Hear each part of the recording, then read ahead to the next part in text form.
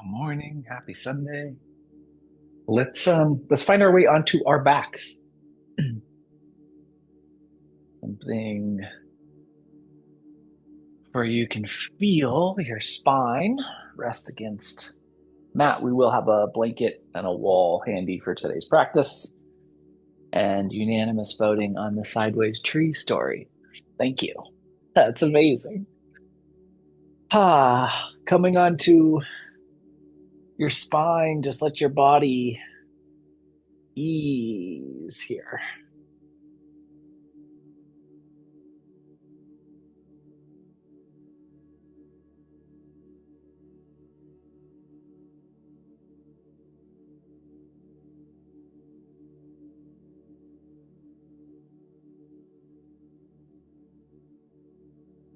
This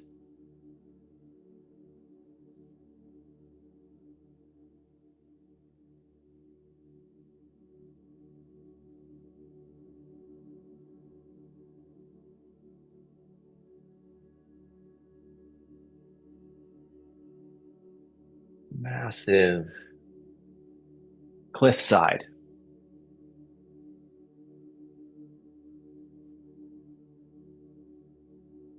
With these sheer rock faces,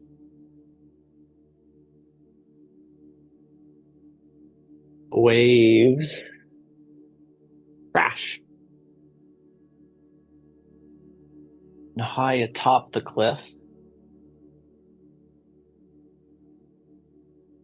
this massive coastal oak reaches skyward.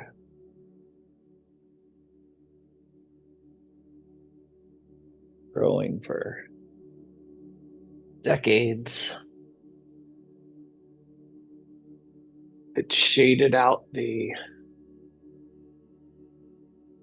little meadow beneath it.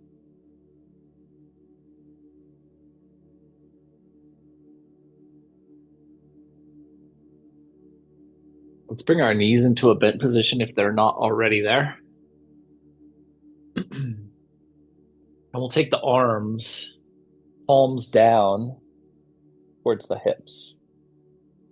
Think about how the elongation of the arm structure impacts the integrity of the shoulder structure.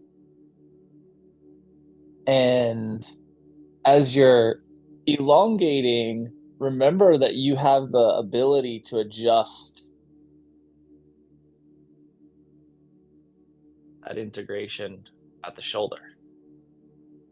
And with an inhale, let's sweep the arms up first towards the ceiling and then towards the space behind us. The palms will end up here. Think again about the integrity of the shoulders, and then exhale and return the palms towards the hips, feet.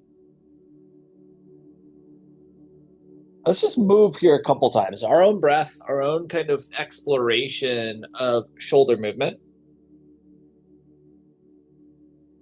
There's a couple of things going on. Because we have the knees bent, there's some more slack in the posterior chain, which means you do have kind of maximum capacity to move the shoulders. Maximum capacity to move the shoulders doesn't mean full functionality, though, right? And so if you're feeling limited, or if you're feeling the lumbar arch as you extend overhead, think about how you can play with this systemic length, systemic integration of that posterior chain throughout the movements while maintaining integrity of the shoulder girdle. So that might mean that you tweak and adjust the hip angle. It might mean that you engage and anchor from the core musculature, or that you utilize the exhale component of your breath to relax the entirety of the shoulder girdle to craft and create more space.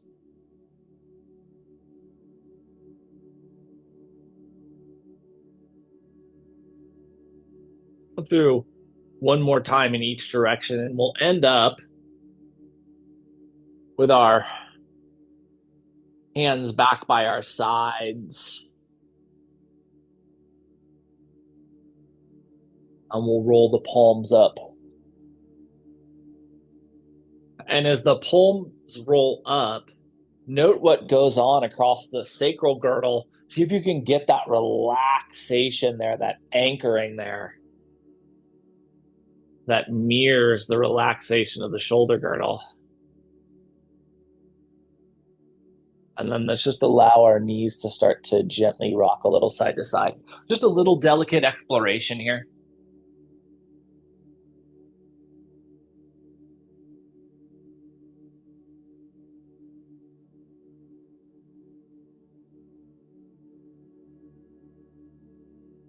Just thinking about kind of utilizing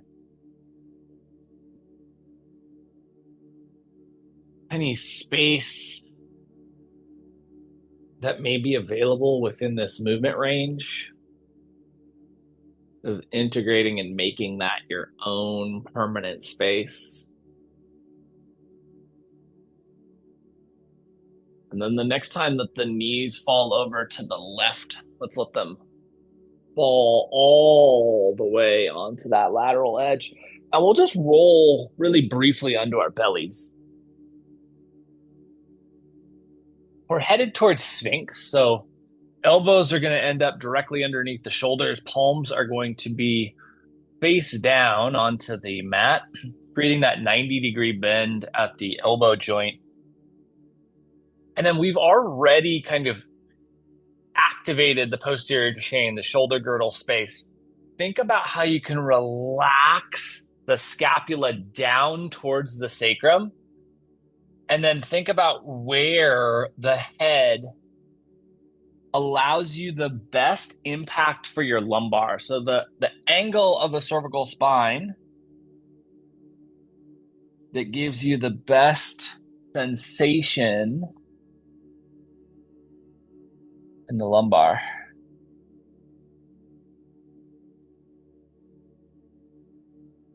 And let's just find our way to a little breath. We'll give ourselves just 30 seconds here. Just a real brief stop at Sphinx.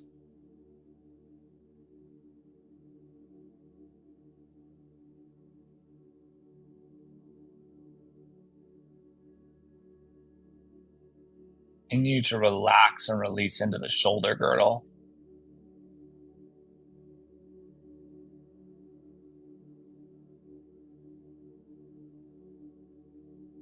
And then we'll stack our hands and just let our forehead come down and rest upon that hand stack for a little crocodile.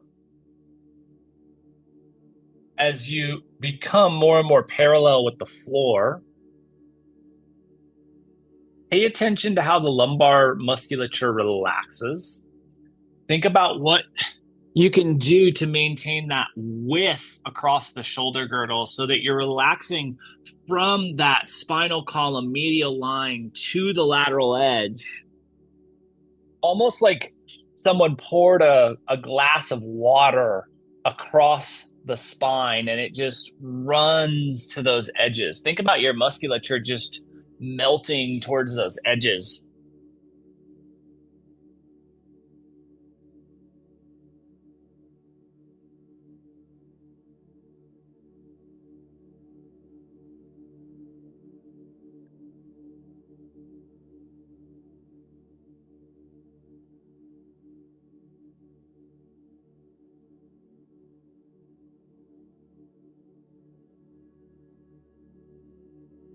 This oak tree that is shading out this top of this cliff is full of acorns.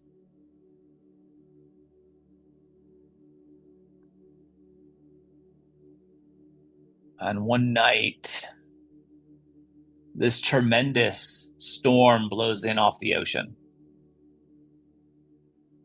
And the entirety of the acorns drop from the tree.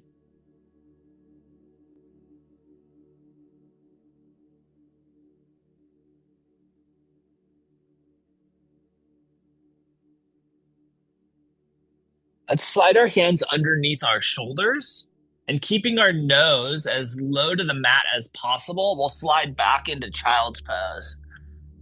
Horizontal transition into child's pose. One of my favorite things. We haven't done this for a long time. Really changes the way the shape impacts the body.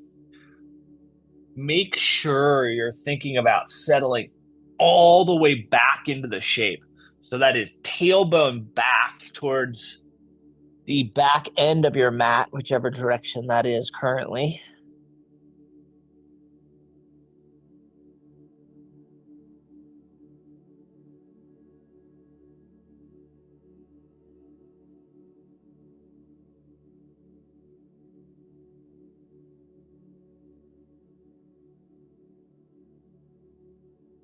Exhale so that the musculature supporting the lumbar can relax.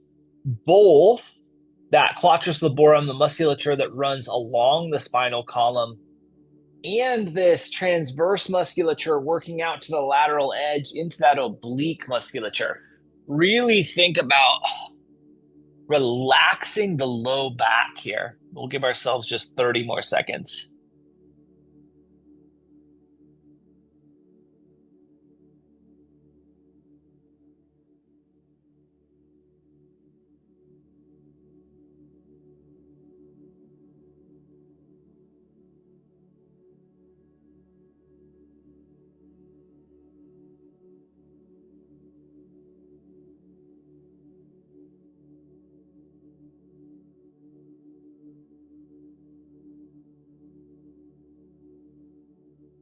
And when it feels right for you, let's just take a huge full inhale breath. And with the exhale, we'll slide our arms out in front of us if they're not already there. And then the next inhale pulls us into tabletop. And from tabletop, let's reorient ourselves into traditional seat, staff, legs extended out in front of us. And we can find our way into a shape that's appropriate here. Take a nice full knee bend. So either go kind of resting on the heels or bottoms of the feet flat, depending on how the ankle flexion works for you. And then tilt the torso as far forward as is comfortable. And see if you have the capacity here to interlock the finger mounds and the toe mounds. If that capacity is not there, grab the ankles or the calves or the arches of the feet. We're looking for a little bit of engagement here with the legs.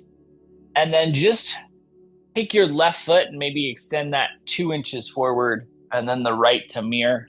And we're just going to walk the feet out until we can no longer keep this thigh torso connection. So getting the feet to wherever we can stay connected and then settling into a really connected fold. At the edge of your fold, whether you have the ankles, the calves, the toe mounds, the arches, you have the capacity to push the feet forward. And so if you take that edge of your fold and then extend that out with a little foot pressure, it puts more tension on the posterior chain. You probably are going to feel it in your shortest spots. Most of us are going to feel that kind of middle hamstring, middle lumbar, or potentially if you've transcended hamstring lumbar, you can get up into that subscapular musculature, which is really nice if it's available.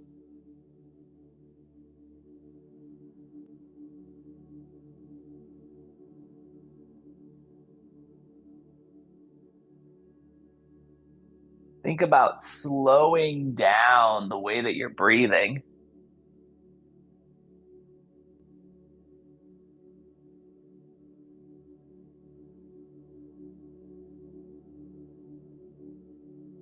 almost as if it was a final wish. After the last of the acorns have fallen to the ground,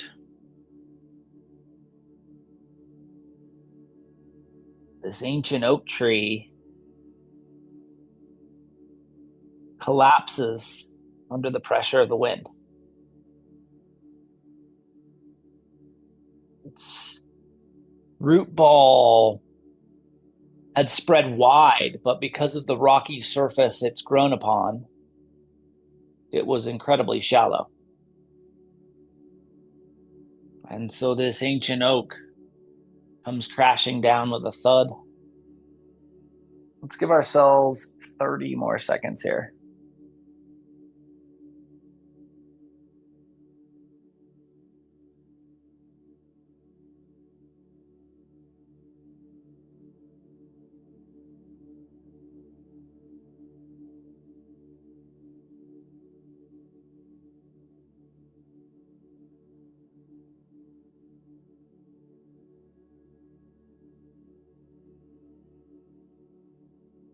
And when it's appropriate, bring ourselves back into a staff. Easy to stay in this rounded shape, even if it doesn't feel like it. Think about broadening out that collarbone space and then interlace your fingers and point the index fingers towards the sky right at heart center. And we're going to exhale and extend the arms straight up and overhead. As you do this, think about core anchoring down and maybe even feeling the hamstrings flex into your mat.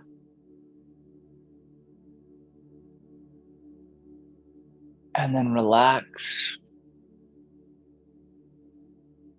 And let's transition to our wall. We're going to head to a traditional legs up the wall shape to begin. Legs extended, back neutral, lumbar, sacrum kind of tucking into that L between the floor and the wall space.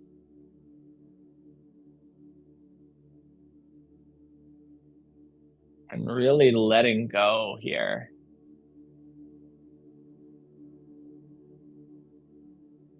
I'd say the pace of our class thus far has been a little fast for a recharge, but we've been very dedicated in opening up this posterior chain.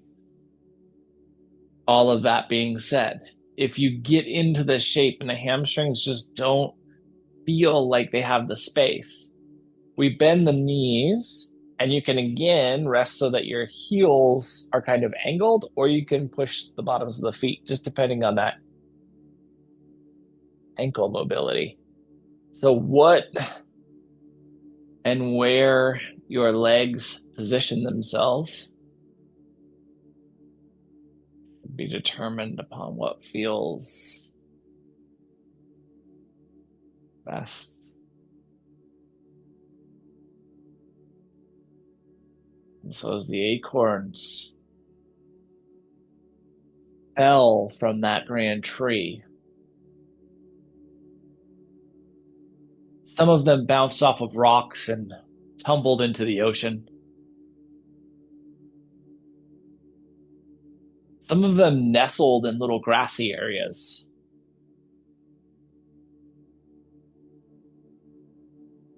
Little spots of clover. Places where they'll be both protected and hidden. But one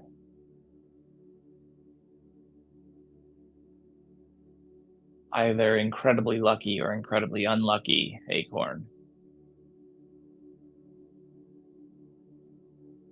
found itself wedged between a crack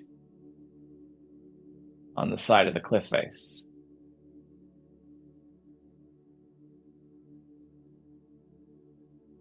Nearly falling to its certain doom into the ocean.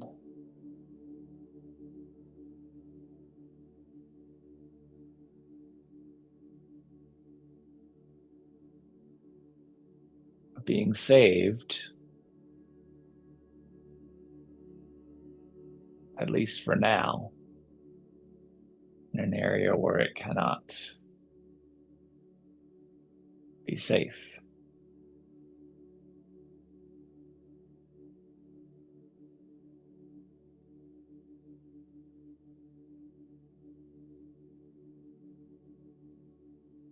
Remember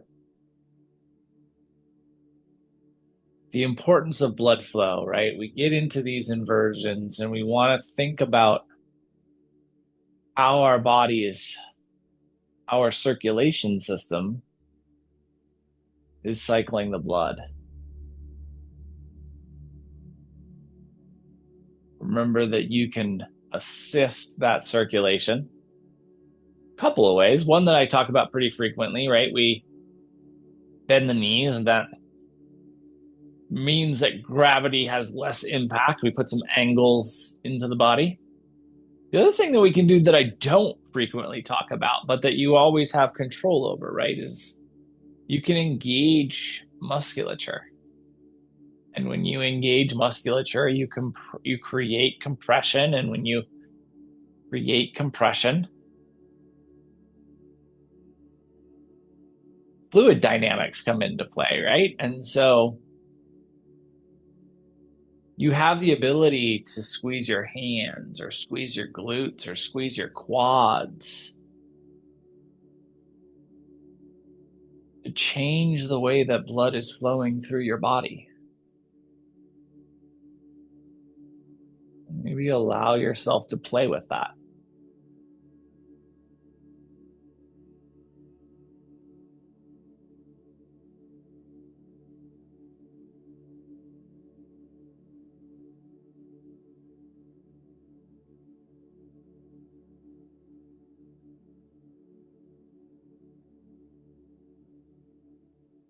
We'll give ourselves 60 more seconds here.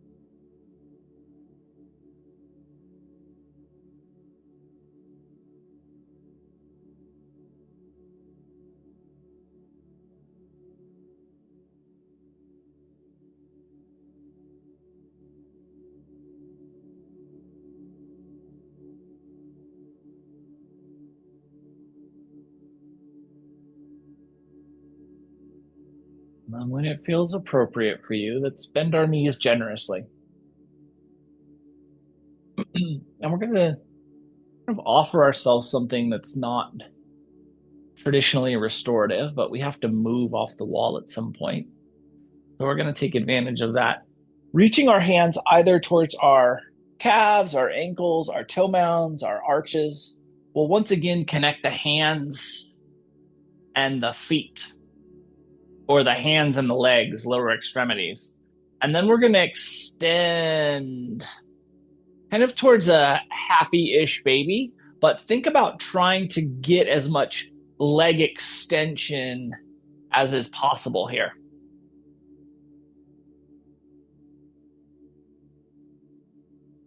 And then think about bringing your torso towards your thighs.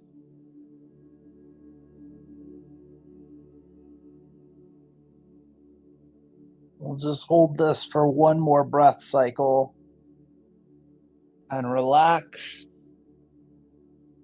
Let the legs fall open on the wall, and this will be a very brief visit.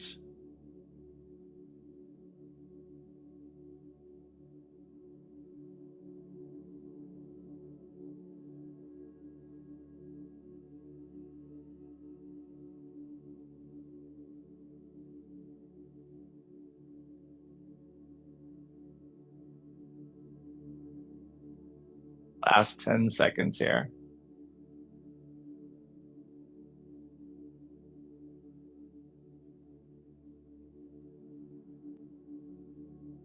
Bring the feet back together. Bend the knees and let them fall to one side or the other, whatever side allows you to land. And let's transition back up into a seat and we'll grab our blanket. Blanket or towel from shelf fold to hot dog fold.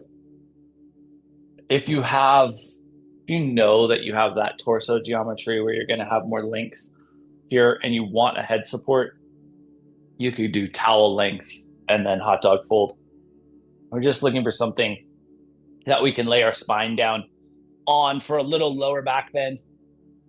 And then we'll release ourselves.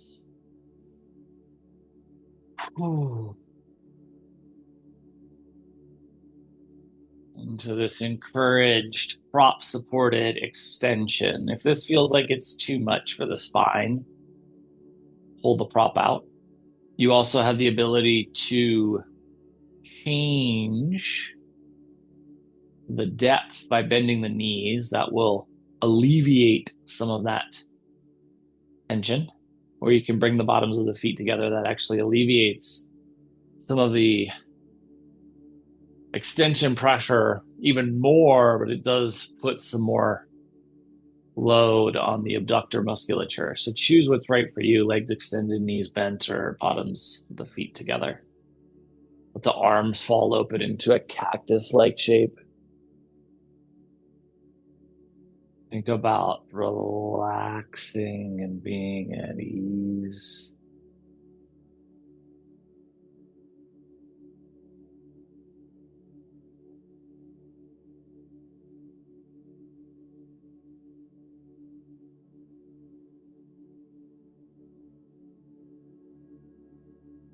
Keep your cervical spine long.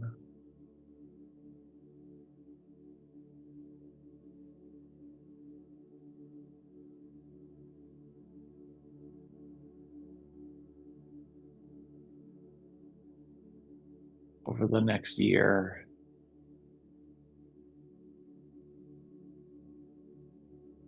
the acorns who'd found shelter in grass mounds or cover and clover begin to sprout taproots. An acorn sprout, it really split kind of down the middle vertically. And a taproot will come out and search for nutrients, the nutrients that an oak needs: air, soil, and water.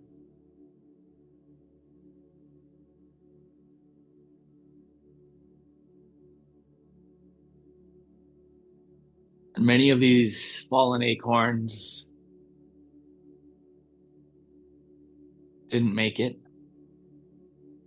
Their taproots never found enough moisture, soft enough soil, or opportunities. But many of them also did. And so in the empty void left by this fallen oak, these little saplings begin to rise.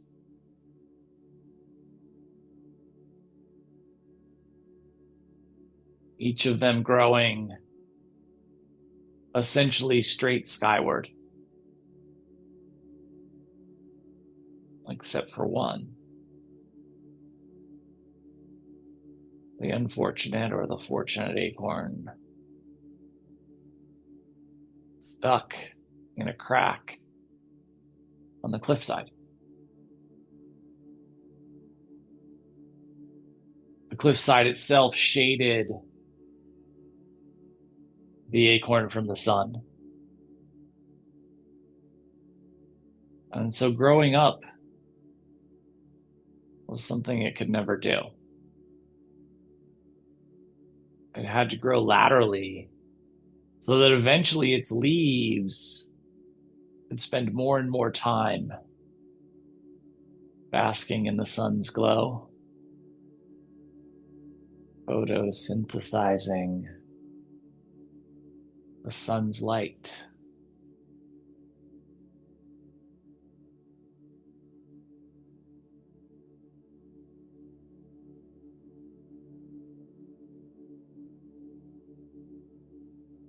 And yet the cliff face was never protected from the elements. And so day and night, this little sapling, little seedling, was battered by the coastal winds.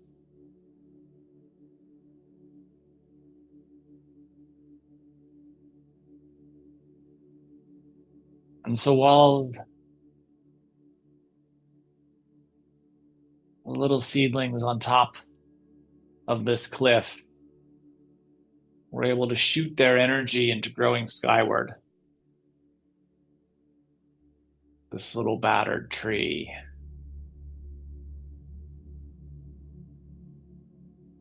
constantly grew with the fear that it could be windswept from the cliffside.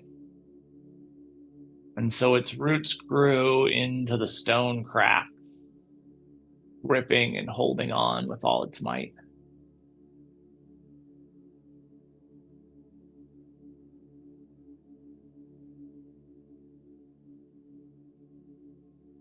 We'll give ourselves about 60 more seconds here.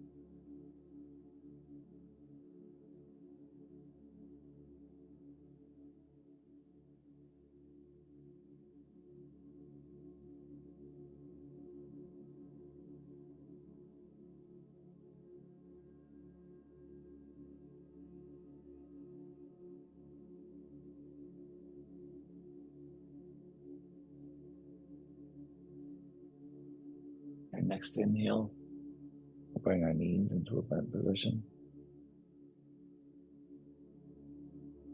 And let's just, if they're not already there, we'll roll one side or the other off of our prop.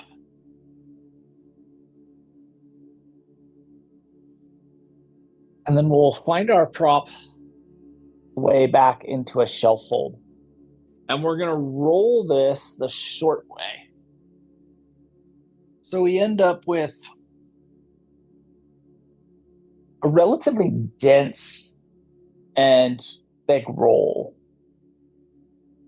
And we're going to put that so that the top edge of the roll kind of lines up with the bottom edge of the rib cage. So very lumbar focus. We'll lift the hips high enough to slide this underneath.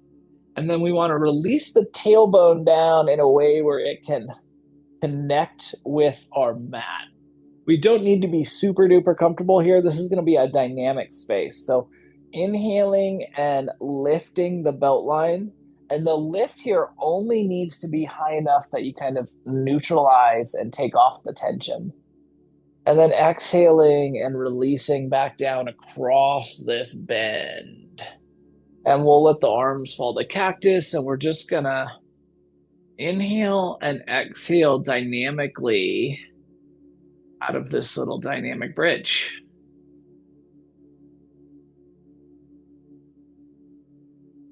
You do not, you probably should not be moving at any speed in which you really can't feel the articulation of the spine and each individual vertebrae. Really thinking about how we get to neutral and then how the lumbar goes into extension as the hips drop back across this prop. And you do want to land all the way into that sacral connection with the mat.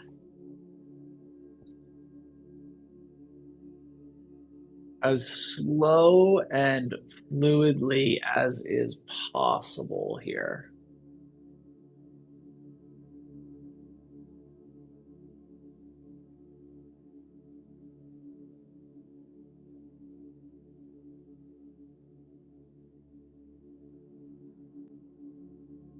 And so as the other trees on top of this cliffside over the years started to grow tall and sturdy,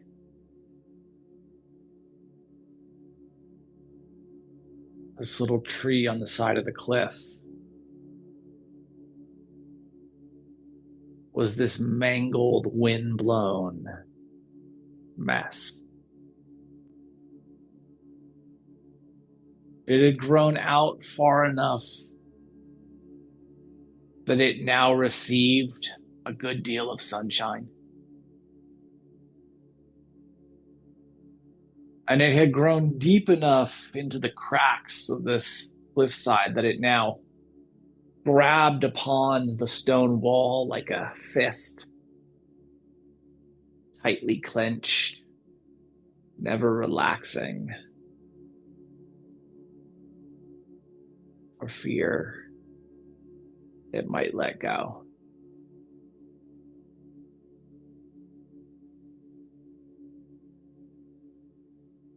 The other trees started to notice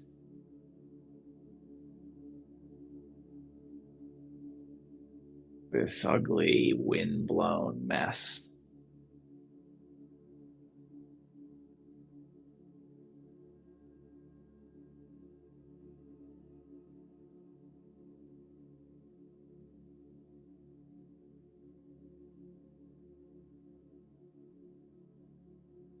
And with that notice came ridicule. Each year, as they grew taller, more vibrant,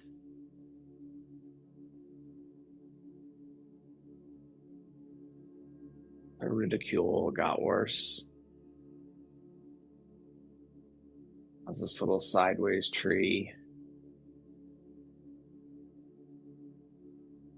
continued to put more and more energy towards its trunk and its root ball. And it continued to be whipped and tattered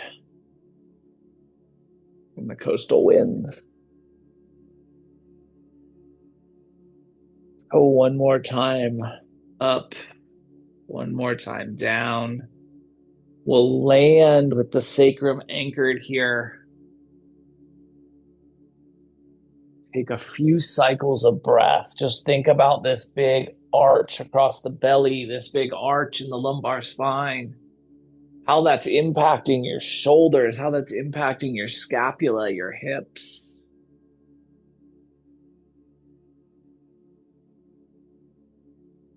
And then when it feels appropriate for you, we're going to remove the blanket, trying to lift up as little as possible and just letting your spine come down to the mat. Feeling the hips and the shoulders as 4 points of contact, right? Lateral edge of the hip girdle, lateral edge of the shoulder girdle on either side. These anchors that you can just then let your body settle in from, into.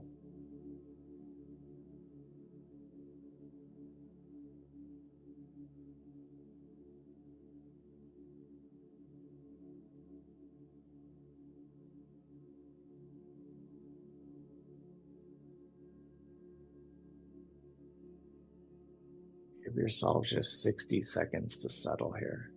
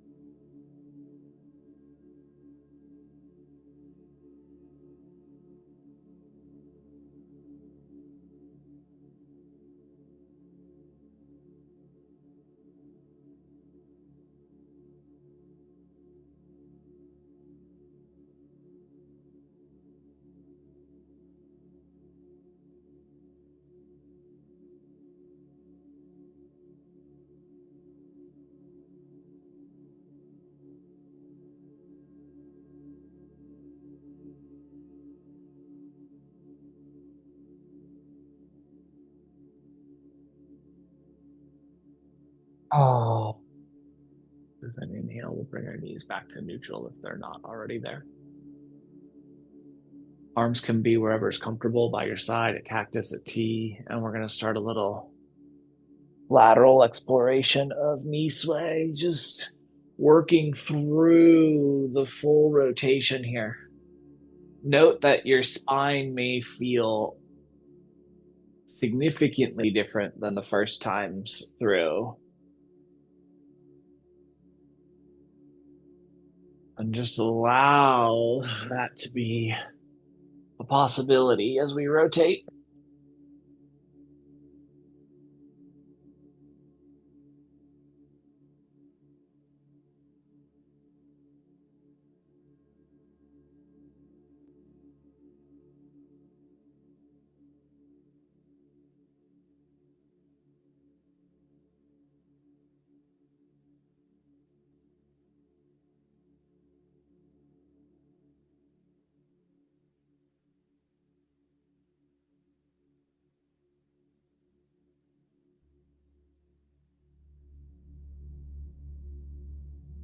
Next time the knees fall over to the left, let's let them stay there.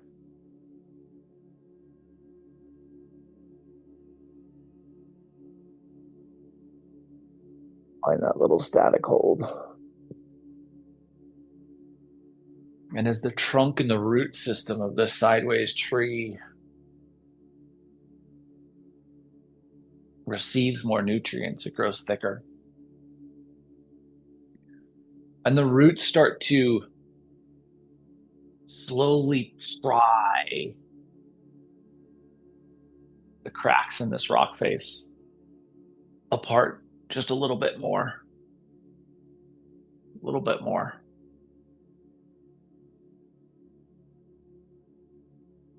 And as the years go on, the decades pass, the trees on top of the cliff continue to grow taller. And they start to shade out the light on this little meadow, on this little tree growing out the side of this cliff. Starts to warp upwards as it gets far enough out that it can find more light.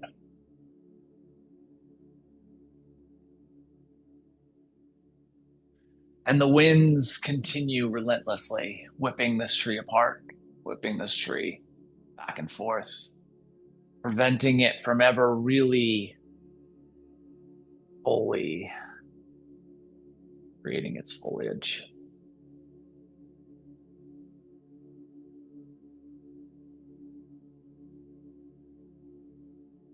If it ever does produce an acorn, the acorn barely has time to grow, and even if it does grow, it falls directly into the ocean beneath it.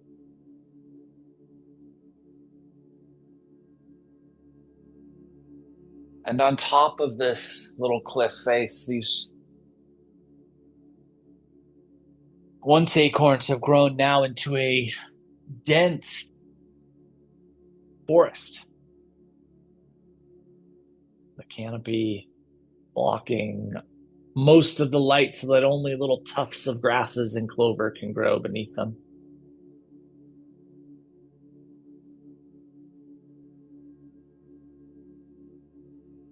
These trees have grown tall and proud. And as they boastfully look over the cliff's edge, they see their little battered sibling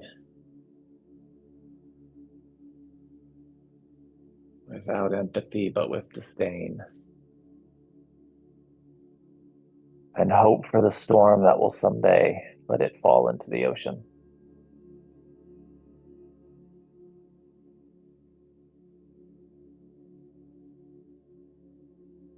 When it feels appropriate for you, let's bring our knees back to neutral. We'll let the knees fall over to the second side, the right side, where they can land and anchor and settle.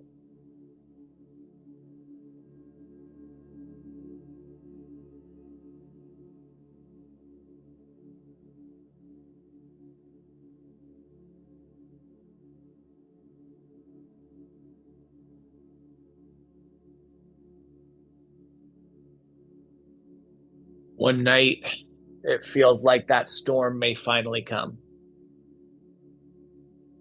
This huge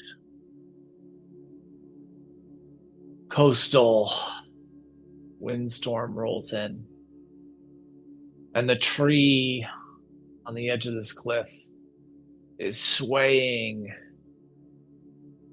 and rocking and getting whipped about.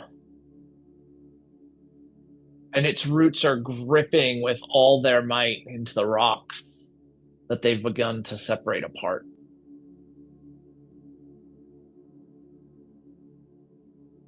And on top of the cliff, things are quite different.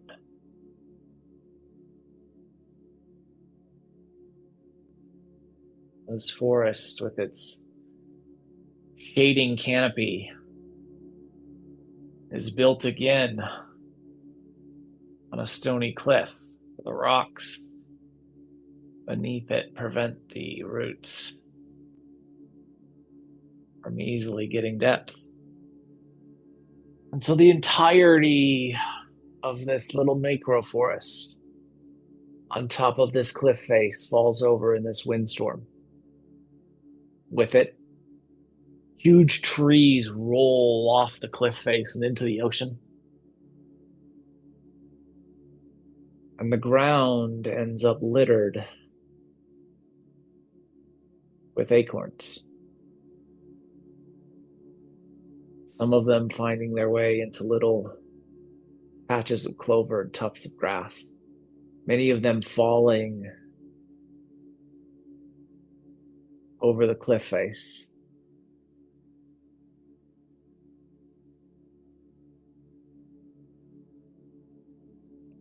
And several of them getting wedged into these wider cracks.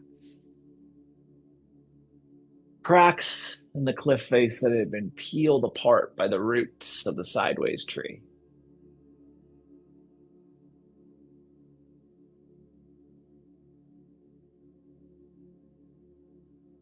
Time passes. Taproots emerge. Last 30 seconds here.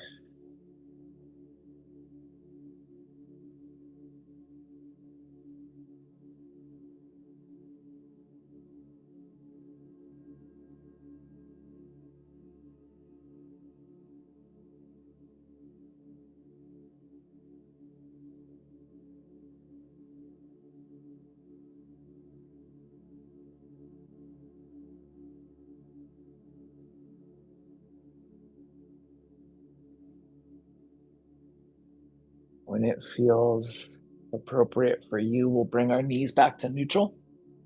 As the knees come back to neutral, land and settle and ask yourself if there's anything that you might want, might need, might benefit from prior to Shavasana.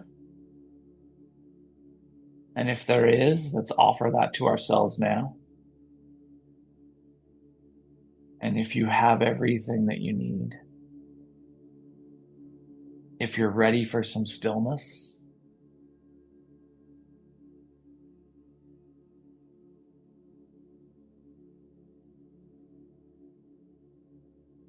Let's find our way into that stillness now.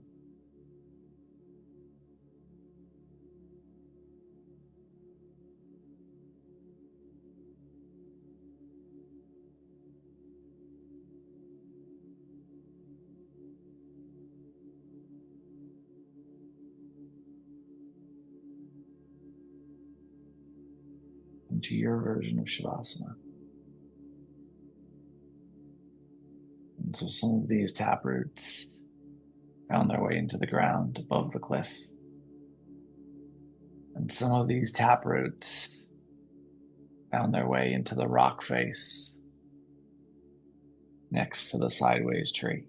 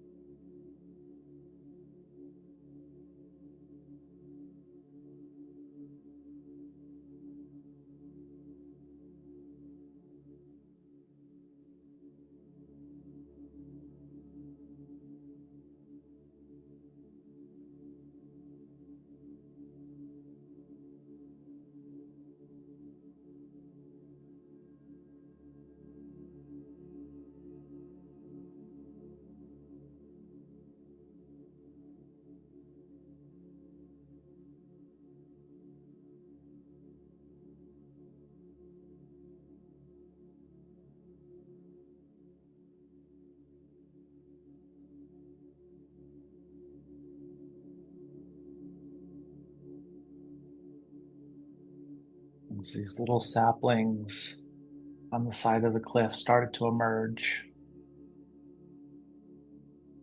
the sideways tree bent closer to them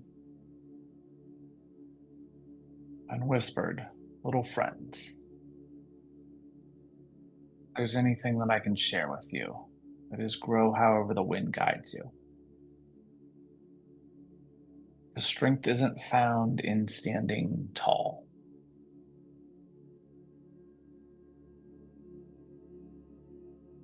It's found in holding on." We'll start to bring some movement to our fingers and our toes.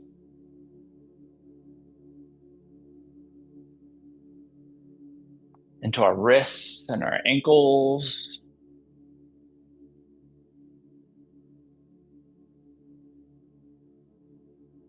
Elbows, knees, shoulders, hips, head, jaw, eyes, tongue. Eventually, the entirety of the body moves. We'll utilize that movement to transition into a seated shape. And in this seated shape, spine gets tall, breath gets fluid, eyes close.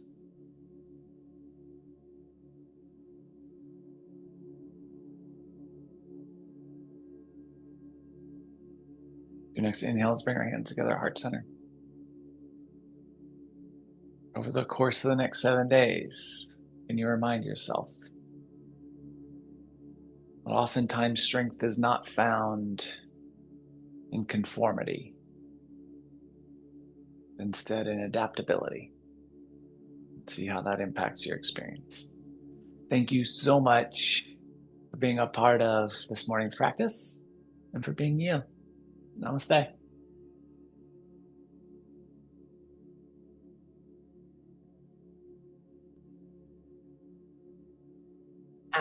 Happy Sunday, guys. Appreciate the heck out of you being here.